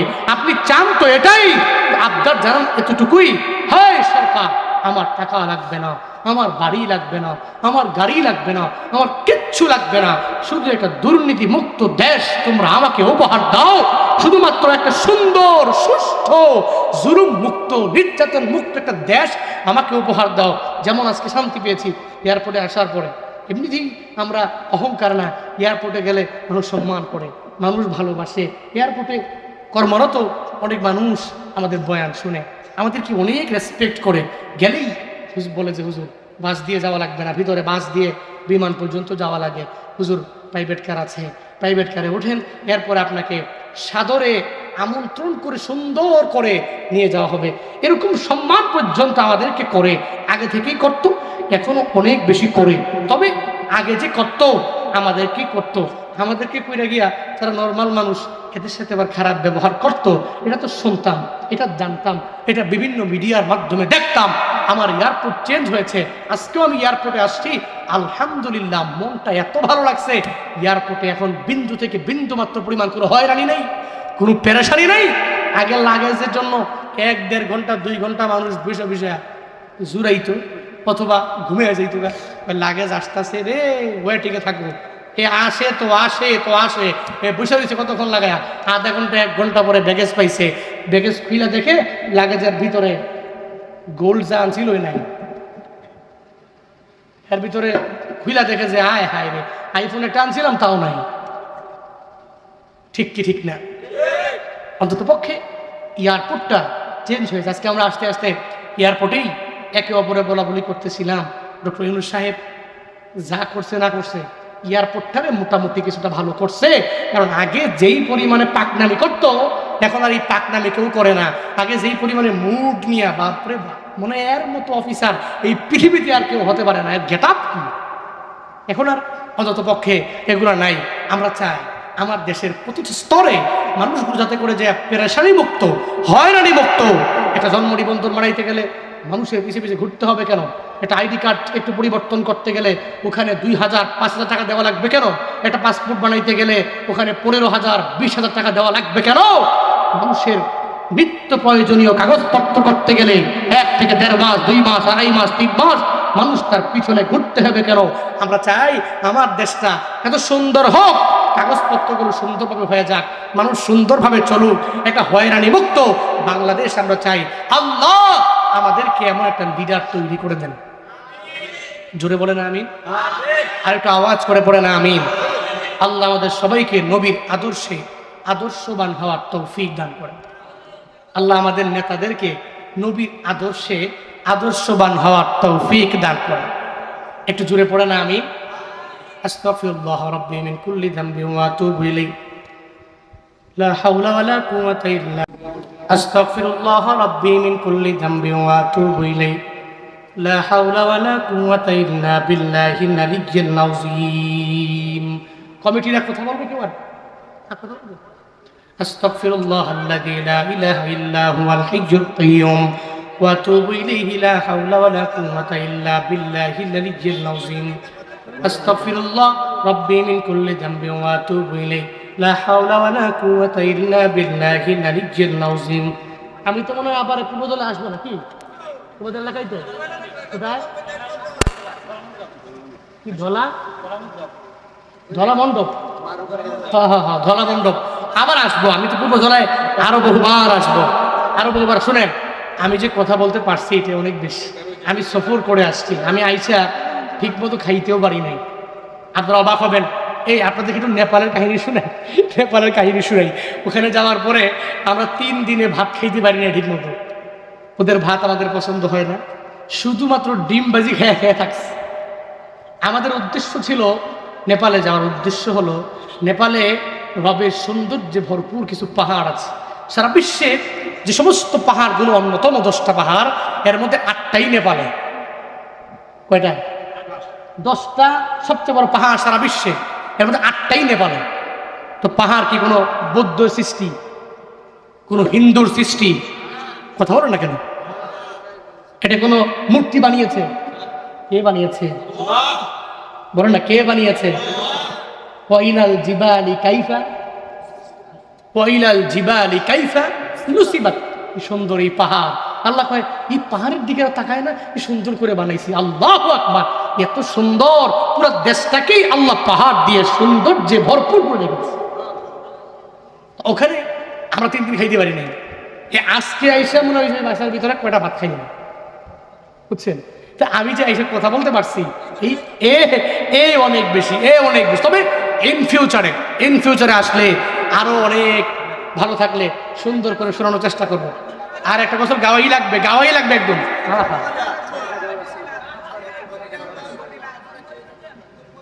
হ্যাঁ, ইয়া আরহামার রাহিমিন। আল্লাহুম্মা জাআলনি সাবুরা ওয়াজআলনি শাকুরা ওয়াজআলনি ফি আইনি সগীরা ওয়া ফি আ'য়ুনিন নাসি কাবীরা। আল্লাহুম্মা জাআলনা মিনাল মুস্তাজাবিনা লিদ-দাওয়াত। আল্লাহুম্মা ইন্না নাসআলুকাল জান্নাতা ওয়া নাউযু বিকা মিনান নার।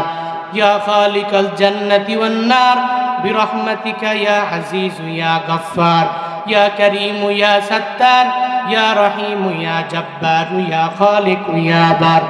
আল্লাহুম্মা আজিরনা মিনান নার। আল্লাহুম্মা আজিরনা মিনান নার। আল্লাহুম্মা আজিরনা মিনান নার। রব্বিরহামহুমা কামা রাব্বায়ানি সগীরা। রব্বিরহামহুমা কামা রাব্বায়ানি সগীরা।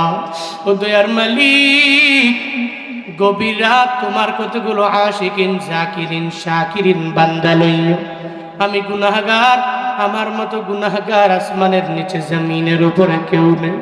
আয় আল্লাহ, জিন্দেগি রাশি রাশি গুনাহ লইয়া, পাহাড় পরিমাণ গুনাহ লইয়া, আয় আল্লাহ তোমার দরওয়াজায় এতিমের ন্যায় ভিক্ষুকের বেশে 2টা হাত বাড়াইয়া দিলাম রে আল্লাহ। আয় আল্লাহ, আমরা জানি আমাদের মতো গুনাহগার কেউ নাই। গুনার দিকে তাকাইলে আয় আল্লাহ বারবার বড় বদলজ্জা লাগে রে আল্লাহ। একবার গুনাহ করি আবার ক্ষমা চাই, আবার গুনাহ করি আবার তওবা করি, আবার ক্ষমা চাই, আবার গুনাহ করি আবার ক্ষমা চাই রে আল্লাহ। আয় আল্লাহ, বারবার লজ্জা নাই, এরপরেও গুনাহ করে তোমার দরওয়াজায় ফিরে আসলাম রে মালিক। ও দয়ার মালিক, এই গভীর রাতে দুনিয়ার মানুষের দরওয়াজা বন্ধ হয়ে গেছে। আয় আল্লাহ, তোমার দরওয়াজা তো খোলা আছে। আয় আল্লাহ, ওই দরওয়াজা তো কোনো সময়ের জন্য বন্ধ হয় না। তুমি তো তন্দ্রাও নাই, তুমি তো বিন্দু মাত্র পরিমাণ সময়ের জন্য ঘুমাও না রে আল্লাহ। আয় আল্লাহ, এই ময়দানে তোমার কতগুলো আশিকিন বান্দা নিয়ে হাত বাড়াইলাম। আমাদের জিন্দেগীর সব গুনাহগুলোকে তুমি মাফ করে দাও রে আল্লাহ। ও দয়ার মালিক, আমাদের মা বাবাকে তুমি মাফ করে দাও, আমাদের দাদা দাদিকে তুমি মাফ করে দাও, আমাদের নানা নানিকে তুমি মাফ করে দাও, মুসলিম মিল্লাত প্রত্যেককে তুমি ক্ষমা করে দাও রে আল্লাহ। ও দয়ার মালিক, এই ময়দানে কার যেন মা নাই, মা হারাইয়া এত পরিমাণে বড় এতিম হয়ে গেল। মায়ের বয়ান শুনলে চোখের পানি ফালায় কান্না করে রে আল্লাহ। আয় আল্লাহ, যাদের মা নাই মায়ের কবর তুমি জান্নাতের বাগান বানায় দাও। এই ময়দানে যাদের বাবা দুনিয়া থেকে বিদায় নিল, বাবার কবর তুমি জান্নাতের বাগান বানায় দাও আল্লাহ। আমাদের যাদের আব্বা আম্মা বেঁচে আছেন, মা বাবার দোয়া নিয়ে চলার তৌফিক দান করে দাও। এই এলাকার মাটির নিচে কোনো আযাব দিও না, এই এলাকার মাটির উপরে কোনো গজব দিও না। আয় আল্লাহ, এই এলাকা তোমার দরবারে সুপর্দ করে গেলাম, তুমি পুরো এলাকার জামিন হয়ে যাও আল্লাহ, পুরো এলাকার জিম্মাদার তুমি হয়ে যাও রে আল্লাহ। আয় আল্লাহ, এই ময়দানে তোমার বান্দারা আমিন আমিন বলছে, কার মনে কি আশা কানে কি ব্যথা আমি জানি না, প্রত্যেকের মনে নেক বাসনা তুমি পূরণ করে দাও রে আল্লাহ। ও দয়ার মালিক, জীবনে একবার হলেও মক্কা মদিনায় যাওয়ার তৌফিক দান করো। যে যুবকেরা আজকের এই মাহফিলের আয়োজন করলো, এই যুবকদেরকেও তুমি দ্বীনের জন্য কবুল করে নাও, ইসলামের জন্য কবুল করে নাও, যুবকদের মনের নেক বাসনা পূরণ করে দাও। এরকম মাহফিল মৃত্যু পর্যন্ত কায়েম রাখার তৌফিক দান করো আল্লাহ। নবীর আদর্শের মালা গলায় লাগাইয়া চলার তৌফিক দান করো। আমার দেশের ভিতরে একজন আমানতদার লিডার তুমি তৈরি করে দাও। আয় আল্লাহ, যার দ্বারা দুর্নীতি হবে না, যার দ্বারা কোনো অন্যায় হবে না, যার দ্বারা কোনো অপরাধ হবে না, যে ইসলামী শাসন কায়েম করবে, এমন একজন লিডার তুমি আমার দেশের মধ্যে পাঠিয়ে দাও। ও আল্লাহ, আমাদের প্রত্যেকের দোয়া তুমি খাসভাবে কবুল করে নাও আল্লাহ। আমাদের প্রত্যেকের দোয়া, আমাদের মুনাজাত মদিনাওয়ালা নবীর উসিলায় তুমি কবুল করে নাও। আজকের এই মাহফিল কাল হাসরের ময়দানে নাজাতের উসিলা বানায় দাও। কত মা বোনেরা আমি গুনাহগারের সাথে হাত বাড়াইল, মা বোনদের মনে কি আশা প্রাণে কি ব্যথা আমি জানি না, মা বোনদের মনের নেক বাসনা তুমি পূরণ করে দাও। মা বোনদের তুমি আবেদা বানায় দাও, জাহেদা বানায় দাও, সলেহা বানায় দাও, রাবেয়া বসরির মতো ওলিয়া বানায় দাও। রব্বানা তাকাব্বাল দুআনা বিওয়াসিলাতিন নবী সাল্লাল্লাহু আলাইহি ওয়াসাল্লাম। ربنا تقبل مني ومنا إنك أنت السميع العليم وتب علينا يا مولانا إنك أنت التواب الرحيم وصلى الله تعالى على خير خلقه وعلى آله وأصحابه أجمعين آمين آمين آمين برحمتك يا أرحم الراحمين। السلام عليكم।